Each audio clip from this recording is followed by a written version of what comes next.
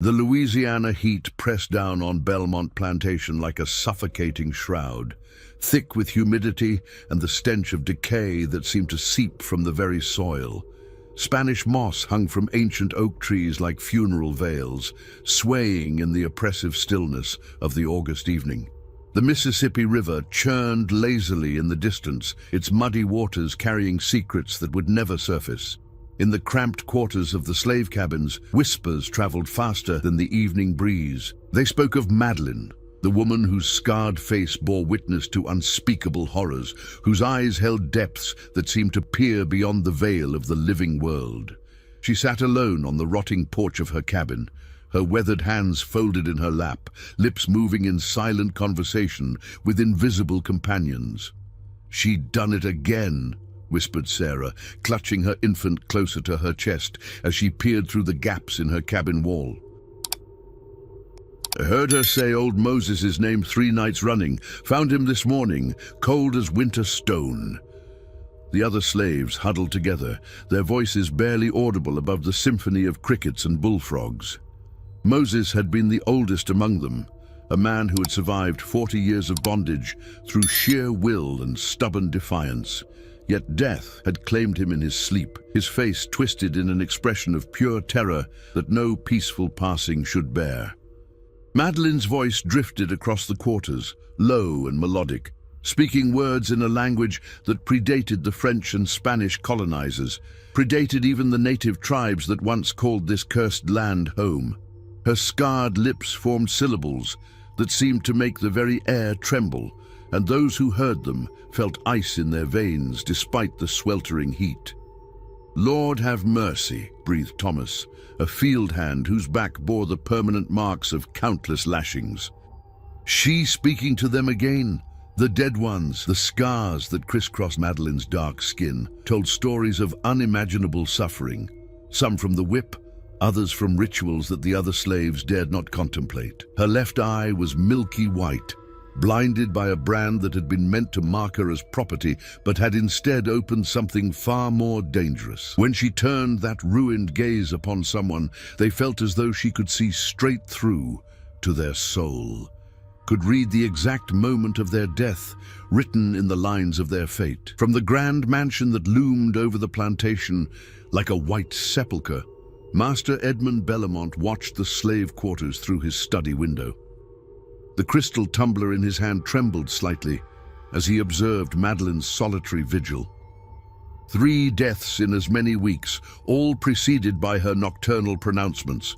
His overseer, a brutal man named Jeremiah Kane, had suggested selling her to the sugar plantations downriver, where life expectancy was measured in months rather than years. But Belmont was a man caught between pragmatism and superstition.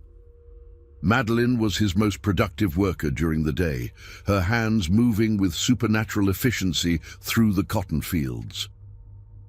Yet when darkness fell, she became something else entirely, a conduit for forces that his Presbyterian upbringing told him were either divine or demonic, with no middle ground between salvation and damnation. The mansion itself seemed to pulse with unease.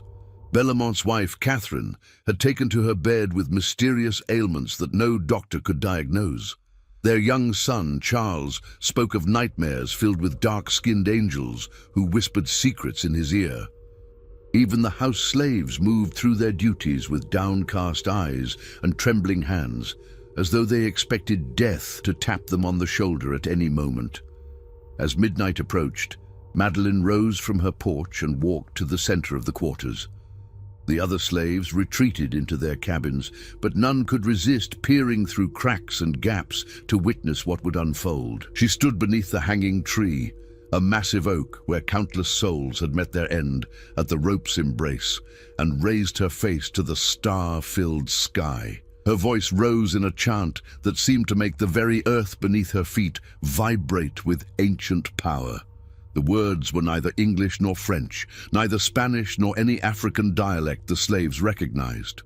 They were older, primal, carrying the weight of centuries and the authority of forces that existed before the first human drew breath. "Jeremiah Kane," she spoke suddenly, her voice cutting through the humid air like a blade. "Jeremiah Kane, your time draws near." The overseer's cabin, positioned strategically between the slave quarters and the main house, remained dark and silent. But those with keen ears could hear the sound of a man's labored breathing, the creak of floorboards as someone paced in agitation. Kane had heard his name spoken by the woman he had brutalized countless times, the woman whose scars bore his signature in flesh and blood. Madeline's prophecy hung in the air like a death sentence, and every soul on Belmont Plantation knew that when she spoke a name 3 times, the grave would soon claim another victim. The question that haunted them all was not whether Jeremiah Kane would die, but what dark forces would claim him, and who would be next to hear their name whispered by the woman who spoke with the dead. As the night deepened, and the plantation settled into an uneasy silence, Madeline returned to her cabin. But sleep would not come easily to anyone at Belmont that night, for they all knew that death had been invited to walk among them once again. Dawn broke over Belmont Plantation with the color of dried blood, painting the sky in ominous shades of crimson and amber. The morning mist rose from the Mississippi like the breath of restless spirits, and even the birds seemed reluctant to sing their usual chorus. In the overseer's cabin, Jeremiah Kane sat hunched over a bottle of whiskey, his bloodshot eyes fixed on the window that faced the slave quarters. He had not slept since hearing his name spoken by Madeline's cursed lips. Every shadow seemed to move with malevolent intent. Every creak of the wooden cabin sounded like footsteps approaching his door. The scars on his knuckles, earned from years of brutal discipline, ached with a phantom pain that no amount of alcohol could numb. Kane was a man who had built his reputation on fear and violence. Standing 6 feet tall with arms like tree trunks and a face that bore the permanent sneer of cruelty, he had broken more spirits than he could count. The slaves called him Devil Kane behind his back, and he wore the title like a badge of honor. But now, for the first time in his 43 years, Jeremiah Kane knew what it felt like to be afraid. The morning bell rang across the plantation, calling the slaves to their daily labor. Through his window, Kane watched as they emerged from their cabins like ghosts materializing in the mist.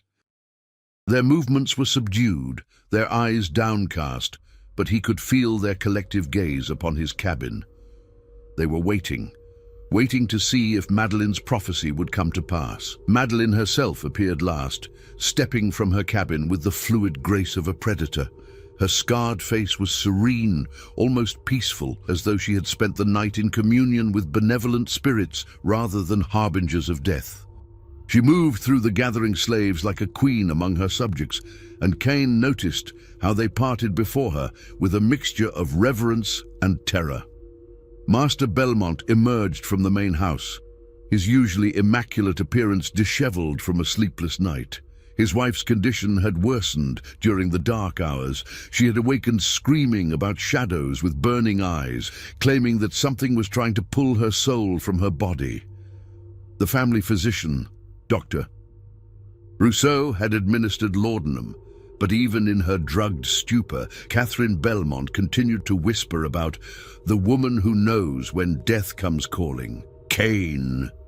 Belmont's voice cracked like a whip across the morning air. Get these people to work. We've lost enough time to this nonsense. But even as he spoke the words, Belmont's eyes sought out Madeline among the assembled slaves. She stood perfectly still, her ruined eye fixed upon some distant point that only she could see. Her lips moved in silent conversation, and those close enough to observe noticed that her scarred hands trembled slightly, as though she were struggling to contain some tremendous force within her frail frame. Kane forced himself to stand, his legs unsteady from the night's drinking. He grabbed his whip, a braided leather instrument that had tasted the blood of countless victims, and stepped out into the humid morning air. The slaves watched his approach with expressions that ranged from hatred to pity, but none showed the fear that had once been his most reliable tool of control. "You heard the master," Kane growled, his voice hoarse from whiskey and sleepless hours. "Get to the fields, and you—" He pointed the handle of his whip at Madeline. "Keep your mouth shut about your devil's prophecies. I won't have you spreading panic among the others." Madeline turned her gaze upon him, and Kane felt his blood turn to ice water in his veins. Her good eye held depths of knowledge that seemed to encompass centuries of suffering and wisdom, while her blind eye reflected the morning light like a pearl pulled from the depths of hell. When she spoke, her voice carried the weight of absolute certainty. "3 times I have spoken your name, Jeremiah Kane. 3 times the spirits have whispered of your coming journey. Before the sun sets on this day, you will understand the price of the pain you have sown." The other slaves began to murmur among themselves, their voices rising like the buzz of angry wasps. Kane raised his whip, but his hand shook so violently that the leather strips trembled like leaves in a storm. He had beaten Madeline countless times before, had carved some of those very scars into her flesh with his own hands, but now he found himself paralyzed by a terror that defied rational explanation. "Enough!" Master Bellamont strode forward, his face flushed with anger and fear. "Madeline, you will report to the house immediately. Mrs. Belmont wishes to speak with you." A collective gasp rose from the assembled slaves. Never before had one of their number been summoned to the main house for anything other than punishment or service. The implications were staggering. Either Madeline was about to face a fate worse than death, or the White family was seeking her counsel in matters that transcended the normal boundaries between master and slave. As Madeline walked toward the mansion, her bare feet making no sound on the packed earth, Kane felt a strange sensation wash over him. The morning sun seemed to dim, and the air grew thick with an oppressive weight that made breathing difficult. His chest tightened, and for a moment he could have sworn he heard voices whispering his name from every direction, voices of the dead, calling him to join their eternal congregation. The slaves dispersed to their daily labors, but their movements were mechanical, distracted. They kept glancing toward the main house, where Madeline had disappeared through the servants' entrance like a dark angel entering the gates of heaven. In the fields, the cotton plants seemed to wither beneath their touch, and more than one worker reported seeing shadows moving between the rows where no shadows should exist. As the day progressed, Kane found himself unable to concentrate on his duties. Every sound made him jump. Every movement in his peripheral vision caused his heart to race. The whiskey that had been his constant companion for years now tasted like ash in his mouth, and the whip that had been his instrument of power felt heavy and foreign in his grip. By midday, when the sun hung like a malevolent eye in the cloudless sky, Jeremiah Kane began to understand that some prophecies were not warnings to be heeded, but sentences to be served.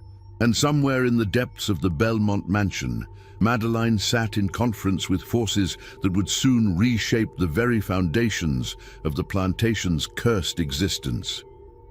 The interior of Belmont Mansion was a study in faded grandeur, its once pristine walls now bearing the stains of Louisiana's relentless humidity and something far more insidious, the weight of accumulated sins. Crystal chandeliers hung like frozen tears from ornate ceilings, their light casting dancing shadows that seemed to move with malevolent purpose. The air was thick with the scent of magnolia blossoms and decay, a sickly sweet perfume that masked the underlying rot of a house built on human suffering. Catherine Bellamont lay propped against silk pillows in the master bedroom, her once beautiful face now gaunt and pale as parchment. Dark circles ringed her eyes, and her blonde hair hung in limp strands around her shoulders. She had been the belle of New Orleans society before her marriage to Edmund, a woman whose beauty and charm had opened doors throughout the South. Now, at 32, she looked like a spectre haunting her own life. When Madeline entered the room, escorted by a trembling house slave named Celia, Catherine's eyes widened with a mixture of fear and desperate hope. She had heard the whispers, the stories of the scarred woman who spoke with the dead, In her current state of terror and confusion, Madeline represented either salvation or damnation, and Catherine was no longer certain there was a difference between the two. "Leave us," Catherine whispered to Celia, who fled the room as though pursued by demons. Madeline stood perfectly still in the doorway, her ruined eye reflecting the lamplight like a beacon from another world. She wore the simple homespun dress of a field slave, but her bearing was that of a queen surveying her domain. The scars that crisscrossed her dark skin seemed to pulse with their own inner light, each mark a testament to suffering that had been transformed into something far more powerful than mere endurance. "You sent for me, mistress," Madeline said, her voice carrying no trace of subservience despite the formal address. Catherine struggled to sit up straighter, her hands clutching the bedsheets like anchors in a storm.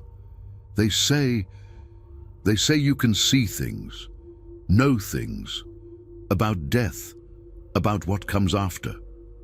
"Death speaks to those who have walked close enough to its threshold," Madeline replied. "I have died many times in this life, mistress. Each scar, each brand, each breaking of my spirit was a small death.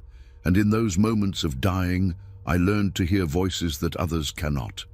The confession that spilled from Catherine's lips came in broken whispers, punctuated by sobs that seemed to tear at her very soul. She spoke of the nightmares that had plagued her for months, visions of dark figures standing at the foot of her bed, their eyes burning with accusation and rage. She described the voices that whispered her name in the darkness, speaking of debts that must be paid and sins that demanded retribution. But it was her final revelation that caused even Madeline's scarred features to shift with something approaching surprise. Catherine reached beneath her pillow with trembling fingers and withdrew a leather-bound journal, its pages yellowed with age and stained with what looked suspiciously like dried blood. "This belonged to my husband's father," Catherine whispered. "Old Master Bellamont. I found it hidden in the walls when we renovated the library. The things written in here, the things this family has done." Madeline approached the bed with measured steps, her good eye fixed on the journal as though it were a venomous serpent. When Catherine held it out to her, she hesitated for a moment before taking it in her scarred hands. The leather felt warm to the touch, almost alive, and she could sense the weight of the secrets contained within its pages. The journal chronicled 3 generations of Belmont family history, but it was not the sanitized version that appeared in official records. Instead, it detailed a legacy of cruelty that went far beyond the normal brutalities of plantation life. Old Master Bellamont had been a man obsessed with power, not just over his slaves' bodies, but over their very souls.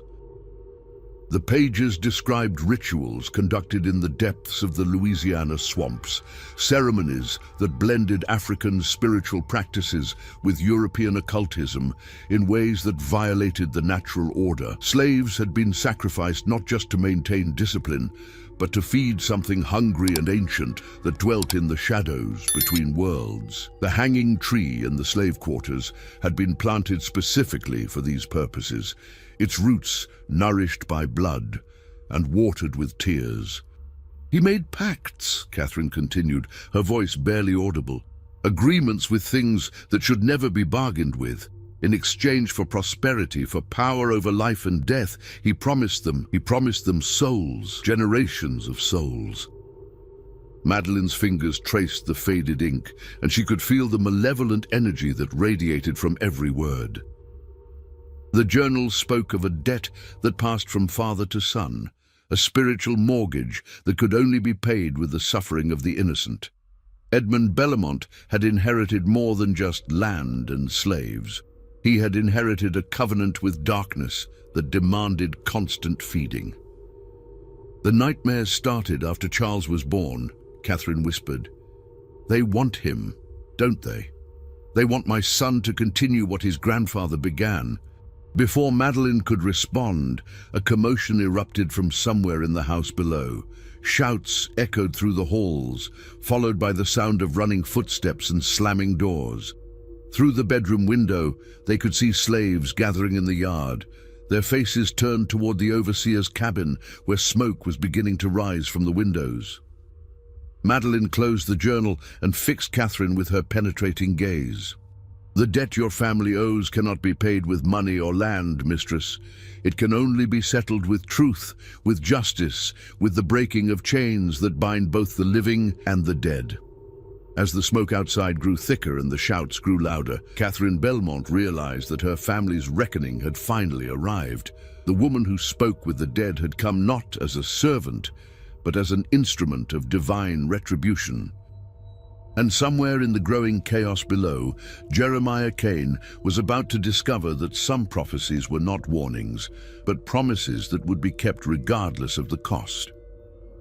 The journal in Madeline's hands seemed to pulse with malevolent life, its pages containing secrets that would either damn the Belmont family forever or offer them a chance at redemption through the very suffering they had inflicted upon others.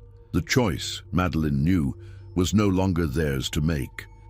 The smoke that rose from Jeremiah Kane's cabin was not the clean smoke of burning wood, but something far more sinister.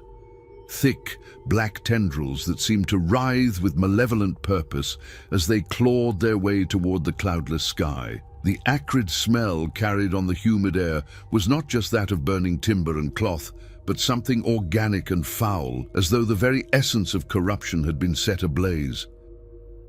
From the master bedroom window, Catherine and Madeline watched as slaves gathered in a wide circle around the overseer's quarters, their faces illuminated by the orange glow of flames that seemed to burn with unnatural intensity. None of them moved to fight the fire or call for help. They simply stood in silent witness to what they all understood to be a divine judgment finally rendered.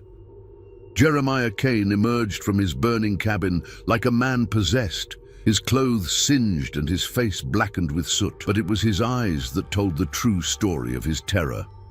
Wide and wild, darting frantically in all directions as though he were being pursued by invisible demons. He stumbled and fell, picked himself up, and ran toward the main house with the desperate gait of a man fleeing for his very soul. "Help me!" he screamed, his voice cracking with panic. "Something's in there! Something's trying to take me!" But even as he ran, the slaves could see that he was not alone. Shadows moved around him, not the natural shadows cast by the morning sun, but dark shapes that seemed to have substance and purpose. They reached for him with fingers like smoke, grasping at his clothes and hair, leaving marks on his skin that looked suspiciously like burns. Master Edmund Belmont burst from the main house, his face flushed with anger and confusion. He had been in his study, trying to make sense of the plantation's deteriorating situation, when the commotion began. Now, seeing his overseer in such a state, he felt the last vestiges of his rational world crumbling around him. "What in God's name is happening here?" Belmont demanded, but his voice lacked its usual authority. The events of recent weeks had shaken his confidence, and the sight of Khan's terror-stricken face filled him with a dread he could not name. Kane fell to his knees before his master, clutching at Belmont's legs like a drowning man grasping for driftwood. "She did this, that devil woman. She called them up from hell itself." As if summoned by his words, Madeline appeared on the mansion's front porch, the leather journal still clutched in her scarred hands. She descended the steps with the measured pace of a judge approaching the bench, her ruined eye fixed on the cowering overseer with an expression of terrible certainty. "Jeremiah Kane," she spoke, and her voice seemed to echo from multiple directions at once. "The spirits of those you have murdered cry out for justice. The children you have beaten to death, the women you have violated and killed, the men you have broken in body and spirit, they all stand here now, waiting to escort you to your final judgment." The slaves began to murmur among themselves, their voices rising in a low chant that seemed to harmonize with some unheard melody. They spoke names, dozens of names, of those who had died under Kane's brutal reign. Each name seemed to add weight to the air, making it harder to breathe, harder to think clearly. Kane's eyes rolled back in his head, and foam appeared at the corners of his mouth. His body began to convulse, and when he spoke, it was not with his own voice, but with the voices of his victims, men, women, and children speaking in unison through his trembling lips. "We have waited so long," the voices said. "Waited in the darkness between worlds for justice to be served. Now, the time has come for the debt to be paid." Belmont backed away from his overseer, his face pale with horror. He had always prided himself on being a rational man, a product of Enlightenment thinking who put little stock in superstition or folklore. But the evidence before his eyes could not be denied or explained away by logic or reason. The fire in Kane's cabin had spread to the nearby storage buildings, but the flames moved in patterns that defied natural law. They formed shapes, human figures dancing in the inferno, their arms raised in celebration or supplication. The smoke continued to rise in spirals that looked almost like writing, spelling out words in a language that predated human civilization. Dr. Rousseau arrived on horseback, his medical bag bouncing against his side as he dismounted and hurried toward the scene. He was a man of science, trained in the latest medical techniques at universities in Paris and Philadelphia. But when he saw Kane's condition, the way his body contorted, the multiple voices speaking through his mouth, the burns that appeared on his skin without any contact with flame, even his rational mind began to crack under the weight of the impossible. "This is not a medical condition," Rousseau whispered to Belmont. "This is something else entirely. Something beyond the reach of earthly medicine." Madeline approached the convulsing overseer, and as she drew near, his thrashing became more violent. The voices speaking through him grew louder, more insistent, demanding retribution for decades of unpunished crimes. She knelt beside him, placing one scarred hand on his forehead, and suddenly the chaos around them fell into perfect silence. "You have lived by violence and cruelty," she said, her voice gentle despite the terrible words she spoke. "You have taken pleasure in the pain of others, have fed your soul on suffering and despair. Now you will know what it feels like to be powerless, to be at the mercy of forces beyond your control." Kane's body went rigid, his back arching impossibly, as though invisible hands were lifting him from the ground. His mouth opened in a silent scream, and from his throat emerged not sound, but something else, a dark mist that seemed to carry with it the essence of every evil act he had ever committed. The mist rose into the air and dispersed, carried away by winds that touched nothing else. When it was gone, Jeremiah Kane collapsed to the ground, his body empty and still. Dr. Rousseau rushed to check for signs of life, but they all knew what he would find, or rather, what he would not find. "He's dead," Rousseau announced, his voice barely audible. "But I've never seen anything like this. His body shows no signs of injury, no indication of what might have caused his death. It's as though his soul simply left." As the sun reached its zenith, casting harsh shadows across the plantation grounds, the assembled slaves began to disperse. They moved with a sense of completion, as though a long-awaited chapter had finally been closed. The fire in the overseer's cabin burned itself out, leaving behind only a pile of ash that the wind would soon scatter to the four corners of the earth. But even as justice had been served upon Jeremiah Kane, Madeline knew that his death was only the beginning. The journal in her hands contained secrets that went far deeper than one man's cruelty, and the forces that had been awakened would not be satisfied with a single soul. The Belmont family's reckoning was far from over, and the dead who walked among them had many more debts to collect before their hunger for justice would be satisfied. The death of Jeremiah Kane cast a pall over Belmont Plantation that seemed to seep into the very foundations of the earth. His body was removed by Dr. Rousseau and two field hands, but the memory of his final moments lingered like a stain that no amount of scrubbing could remove. The slaves went about their daily tasks with a mixture of relief and apprehension, relief that their tormentor was gone, but apprehension about what his supernatural demise might herald for the future. Master Edmund Belmont retreated to his study, where he sat surrounded by ledgers and legal documents that suddenly seemed as meaningless as children's scribblings. The rational world he had constructed around himself was crumbling, and in its place rose something far more ancient and terrible. He poured himself a generous measure of bourbon, but the alcohol did nothing to calm the trembling in his hands or the ice-cold fear that had settled in his chest. The leather journal that Madeline had taken from his wife's room lay open on his desk, its pages revealing secrets that his father had taken to the grave, or so Edmund had believed. Now, reading the meticulous records of rituals and sacrifices, of pacts made with entities that existed beyond the veil of human understanding, he began to comprehend the true nature of his inheritance. His father, Matthias Belmont, had been a man of seemingly infinite ambition and equally infinite cruelty. The journal detailed how he had sought power not just over his fellow men, but over the forces of life and death themselves. In the deepest swamps of Louisiana, where Spanish moss hung like funeral shrouds and the water ran black with centuries of decay, Matthias had conducted ceremonies that violated every law of God and nature.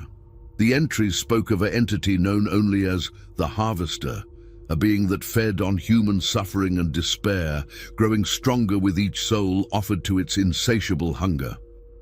In exchange for prosperity and dominion over life and death, Matthias had promised this creature a steady supply of victims, beginning with his own slaves and extending to anyone who dared oppose his will.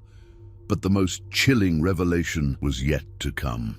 As Edmund read deeper into his father's confessions, he discovered that the pact was not limited to a single generation. It was a covenant that passed from father to son, binding each successive heir to continue the dark work or face consequences that would make death seem like a mercy. The debt must be paid, Matthias had written in his spidery handwriting. Each generation must feed the harvester, must provide it with the suffering it craves. Should the covenant be broken, should a Belmont refuse to honor the agreement, then all who bear our name will face a reckoning that will echo through eternity. Edmund's hands shook as he turned the pages, reading accounts of rituals conducted beneath the hanging tree, of slaves who had been selected not for punishment but for sacrifice. The tree itself had been planted in soil mixed with human blood, its roots extending deep into the earth where they could draw sustenance from the bones of the murdered. A soft knock at the study door interrupted his reading. "Come in!" he called, his voice hoarse with fear and whiskey. To his surprise, it was not a servant who entered, but Madeline herself. She moved through the room with the same fluid grace she had displayed in the slave quarters, her scarred face serene despite the chaos that surrounded them. In her hands, she carried something that made Edmund's blood run cold, a small wooden box carved with symbols that matched those described in his father's journal. "You have been reading the truth of your family's legacy," she said, her voice carrying no trace of accusation, only statement of fact. Edmund nodded, unable to trust his voice. The box in Madeline's hand seemed to pulse with malevolent energy, and he could feel its presence like a weight pressing down on his chest. "Your father was not the first to make such bargains," Madeline continued, settling into the chair across from his desk, as though she were an invited guest rather than a slave. "The harvester is old, older than the first ships that brought my people to these shores in chains. It has fed on suffering for centuries, growing fat on the pain of the innocent." She opened the box, revealing its contents to Edmund's horrified gaze. Inside, nestled in faded velvet, lay a collection of objects that defied rational explanation. Bones that gleamed with an inner light, stones carved with symbols that hurt to look at directly, and at the center, a small vial filled with liquid that seemed to move with its own volition. "These are the tools your father used to bind his family to darkness," Madeline explained. Each object carries a piece of the covenant, a fragment of the promise that has damned 3 generations of Belmont men.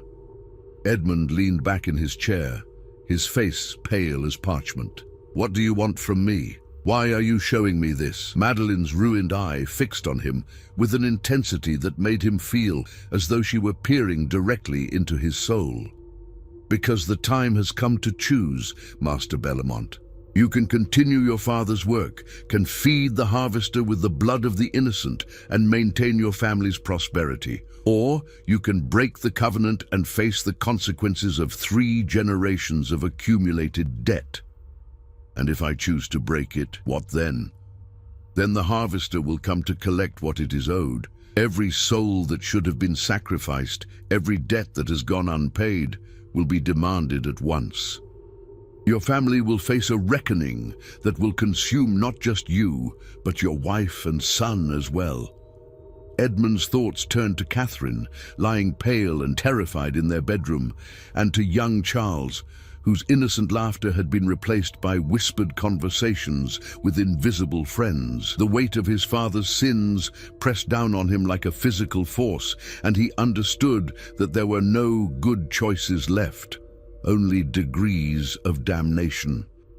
"There is a third option," Madeline said softly, as though reading his thoughts, "one that your father never considered because his heart was too filled with greed and pride to see it."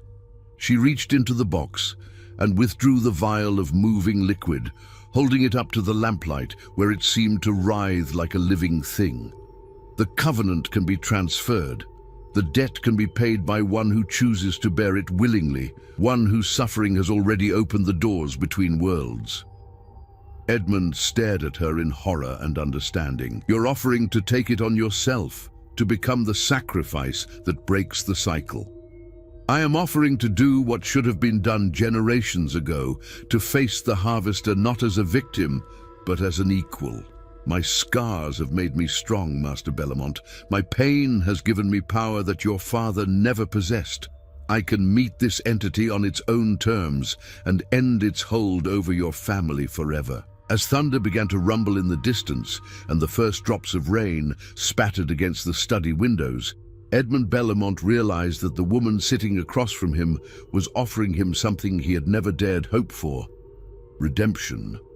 But the price she was willing to pay made him question whether he deserved such a sacrifice, and whether accepting it would make him complicit in one final terrible act of exploitation. The choice before him would determine not just his own fate, but the destiny of every soul on Belmont Plantation. And somewhere in the gathering storm, the harvester waited with infinite patience for the debt that had been promised so long ago to finally be paid in full. The storm that approached Belmont Plantation was unlike any that had ever swept across the Louisiana Delta. The clouds gathered with unnatural speed, forming spirals and patterns that seemed to mock the laws of meteorology.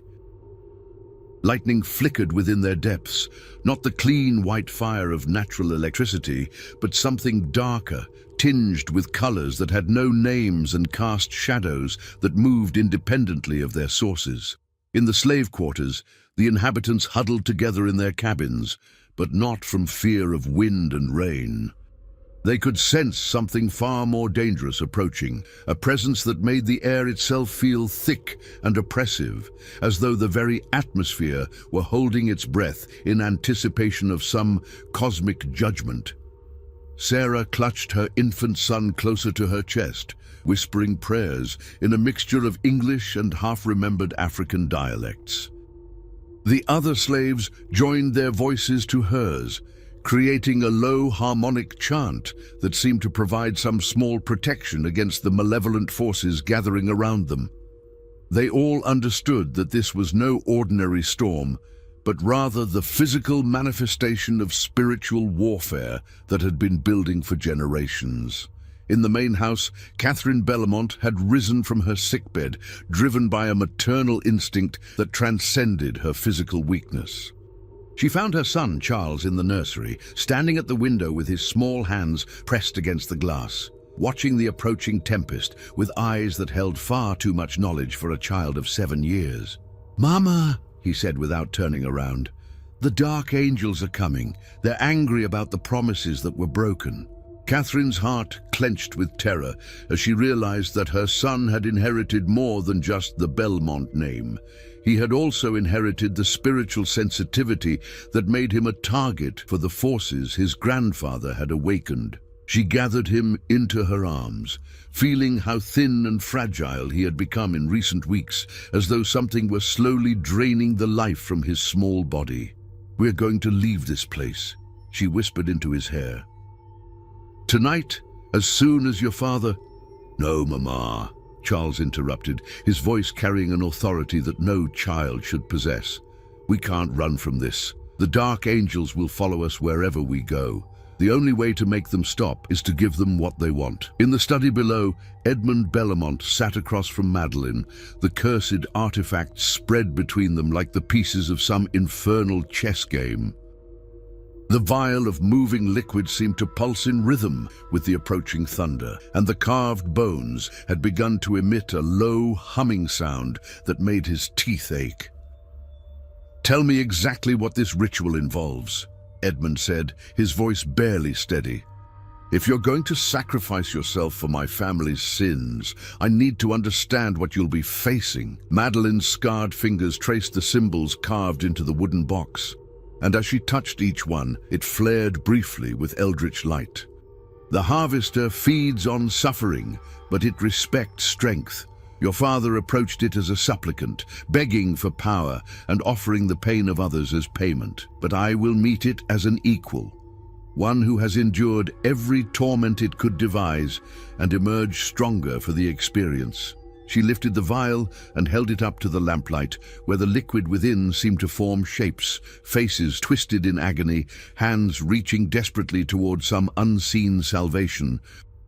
"This contains the essence of every soul your family has sacrificed over 3 generations. They are trapped, unable to move on to whatever comes after death, forced to serve as fuel for the harvester's power. And you can free them. I can try. But the ritual must be performed at the source of the Covenant's power, beneath the hanging tree, where your grandfather first made his bargain with darkness.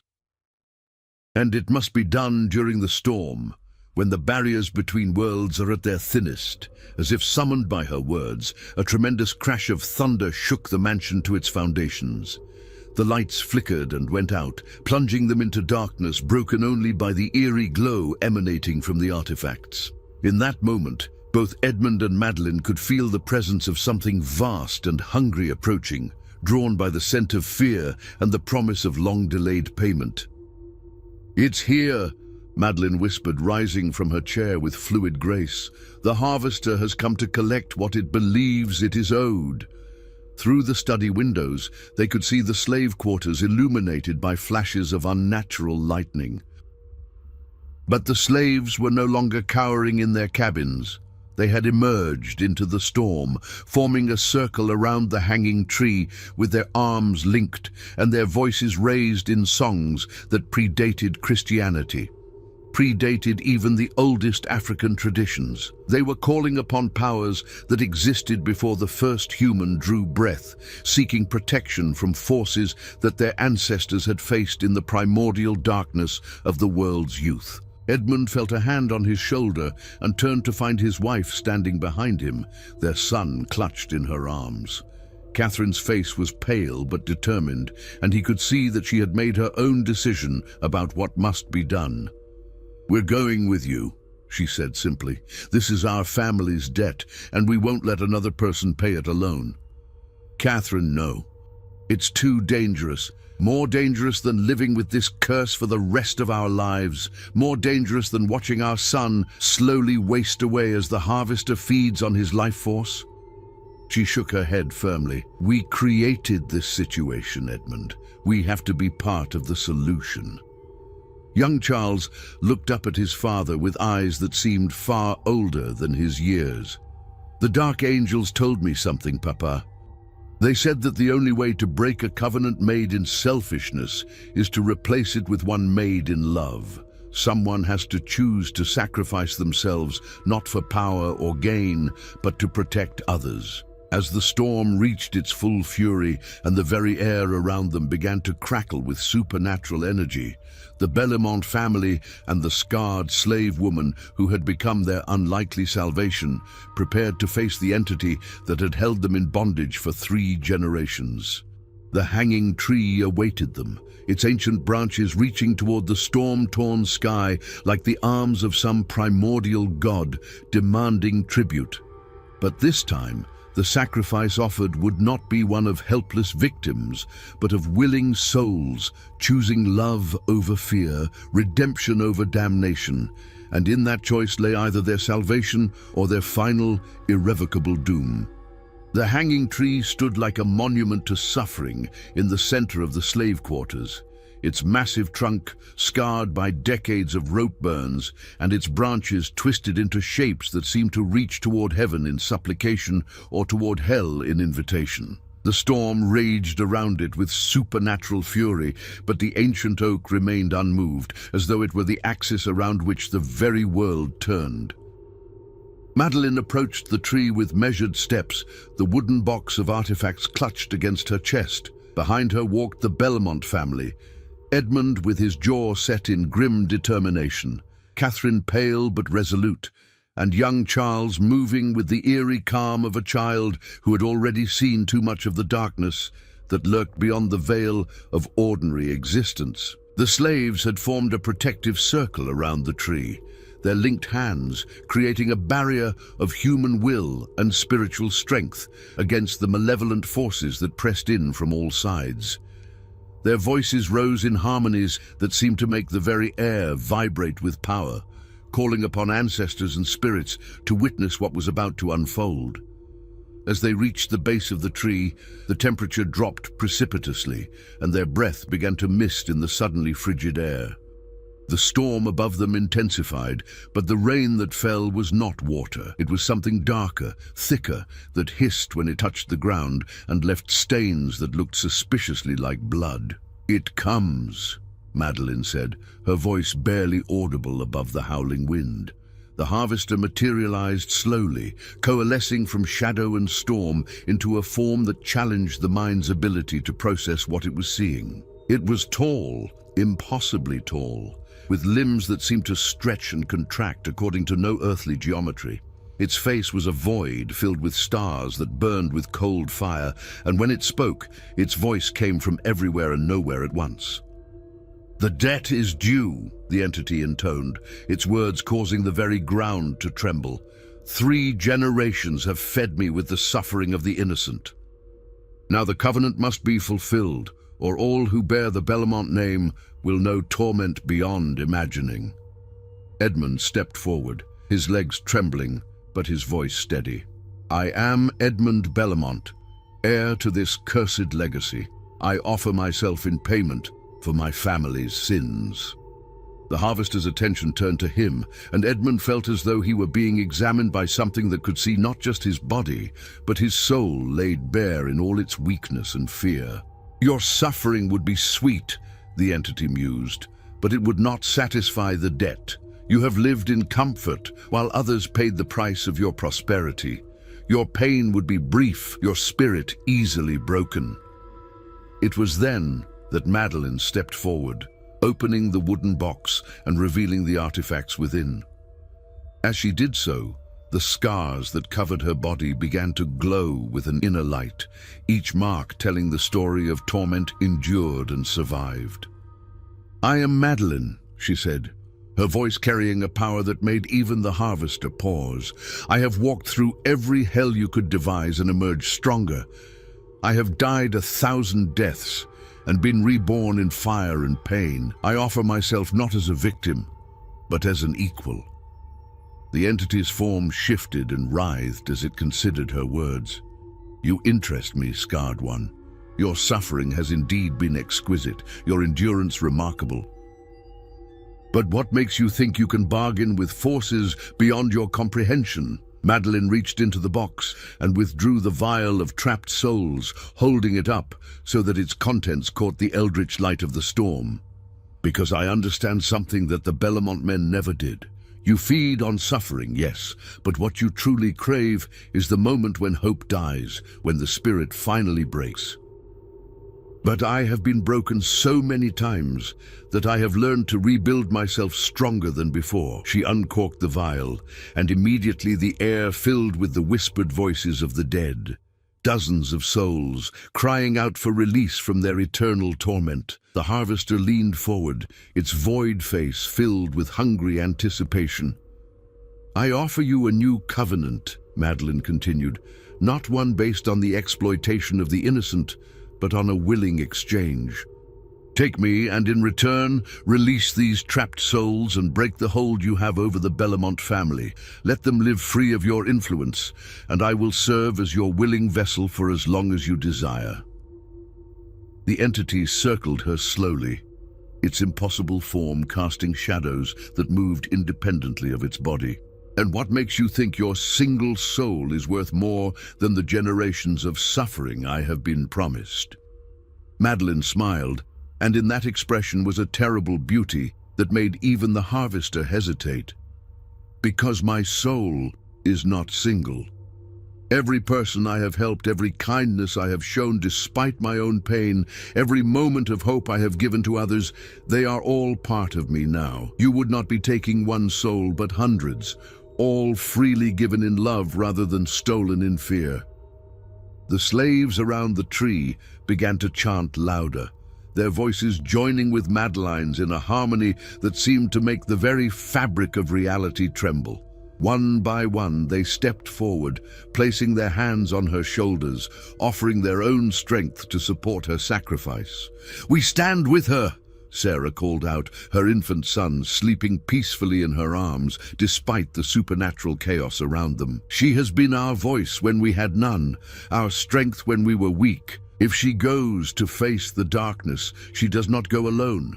The harvester's form began to waver, as though the display of unity and love was somehow painful to its existence. "This is unexpected," it admitted. "I have fed on fear and despair for so long that I had forgotten the taste of willing sacrifice made in love." Catherine Belmont stepped forward, still holding young Charles in her arms. "Then taste it now," she said, her voice stronger than it had been in months. "We offer ourselves as well, not as payment for our family's sins, but as partners in breaking the cycle of suffering that has poisoned this land for too long." The entity's attention turned to the child in her arms, and Charles looked up at it with eyes that held no fear, only a sad wisdom that belonged to someone far older. "You're hungry," the boy said simply, "but you're eating the wrong things. Pain and fear taste bitter, don't they? Love tastes much better." For a moment that seemed to stretch into eternity, the harvester stood perfectly still, its void face reflecting the stormlight in patterns that might have been confusion or might have been something approaching wonder. When it finally spoke, its voice had lost some of its terrible authority. "I remember," it said slowly. "Before the hunger, before the feeding on suffering, there was something else. Something that sustained me without requiring the pain of others." Madeline nodded, understanding flooding her scarred features. "You were not always a harvester of souls. You were something else once, something that fed on love and joy and hope. The corruption came later, when humans began to offer you suffering instead of celebration. The entity's form began to change, the shadows and void stuff that composed it shifting into something more recognizable, more human. "I had forgotten," it whispered. "The first offerings were not sacrifices, but gifts freely given in gratitude and love. When did I become this thing of hunger and darkness?" "When people stopped believing that love was stronger than fear," Madeline replied. "But it's not too late to remember what you once were." The storm above them began to calm, the unnatural lightning fading to ordinary flashes of electrical discharge. The harvester, or what it had once been, stood before them in a form that was almost human, its features shifting between shadow and light as it struggled to remember its original nature. "The covenant is broken," it said finally. "Not through payment of debt, but through the offering of something far more valuable, the choice to love despite suffering, to hope despite despair. The souls I have held captive are free to find their rest, and the Bellamont family is released from the bonds that have held them for 3 generations. As the entity spoke these words, the vial in Madeline's hands shattered, releasing streams of light that rose into the storm-torn sky like shooting stars. Each point of light was a soul finally free to continue its journey, and their departure left behind a sense of peace that seemed to settle over the plantation like a benediction. The harvester, now transformed into something that might once have been called an angel, turned to Madeline one final time. "You offered to serve as my vessel, Scarred One. Do you still hold to that bargain?" Madeline considered the question carefully, her good eye fixed on the faces of the people around her, the slaves who had become her family, the white family who had learned to see beyond the color of her skin to the strength of her spirit. "I offer to serve as a bridge," she said finally, "between the world of the living and whatever realm you will return to. When people need to remember that love is stronger than fear, that hope can survive even the darkest suffering, I will be here to remind them." The entity nodded, and as it did so, it began to fade, becoming translucent and then transparent, until only a whisper of its presence remained.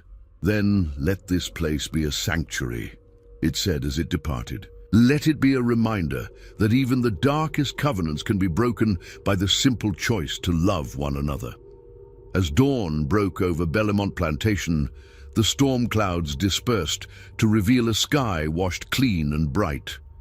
The hanging tree still stood in the center of the slave quarters, but its twisted branches had somehow straightened during the night, and new leaves were already beginning to sprout from its bark. The scars that had marked it for so long remained, but they no longer spoke of suffering. Instead, they told the story of survival, of transformation, of hope reborn from the ashes of despair. Madeline stood beneath the tree, her own scars still visible, but somehow transformed as well. They no longer marked her as a victim, but as a survivor, a woman who had faced the darkness and emerged victorious, not through violence or vengeance, but through the simple, revolutionary act of choosing love over hate.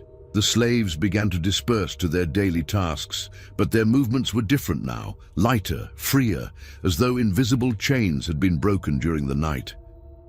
The Bellamont family stood together, truly together for the first time in years, watching the sunrise paint the sky in shades of gold and pink.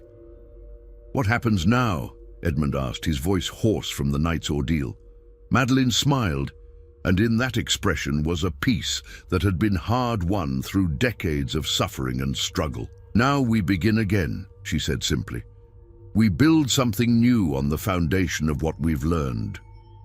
We choose to see each other not as master and slave, but as human beings deserving of dignity and respect." As the sun climbed higher in the Louisiana sky, casting its warm light over a plantation that had been transformed by the simple but revolutionary power of love conquering fear, the people of Bellamont began the long work of healing. The dead had found their rest, the living had found their freedom, and the future stretched before them bright with possibility.